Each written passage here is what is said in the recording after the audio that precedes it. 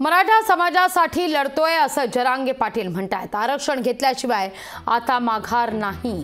उपचार घेतले आहेत पण आंदोलन हे सुरूच राहणार आहे। या भूमिकेवर जरांगे पाटील ठाम आहेत। ओबीसी मधूनच आरक्षण मिळायला हवं असं जरांगे पाटील म्हणतात। सगळे सोयरे कायद्याची अंमलबजावणी ही 20 तारखेपर्यंत करावीच लागेल अशी मागणी जरांगे पाटील यांनी केली आहे।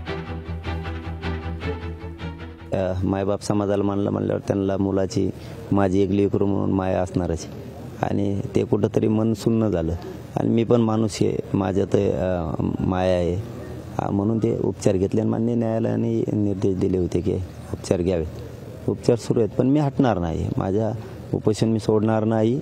सगळ्या कुणबी नोंदी समितीनं पुन्हा शोधून प्रमाणपत्र देऊन परिवाराला देऊन ज्यांच्या नोंदी नाहीत त्यांच्यासाठी सगळ्या सोयऱ्यांचा कायदा अधिसूचना काढली, त्याची अंमलबजावणी करण्यासाठी सरकारनं काढलेली आणि ती सरकारची जबाबदारी शिंदे साहेबांनी फडणवीस साहेब 100% त्याची अंमलबजावणी करतील ही आम्हाला आशा आहे आंदोलक म्हणून। पण आम्ही मात्र हटणार नाही म्हणजे नाही। 10% मराठ्यांना आरक्षण देण्याची रचना कशी केली मला नाही माहिती।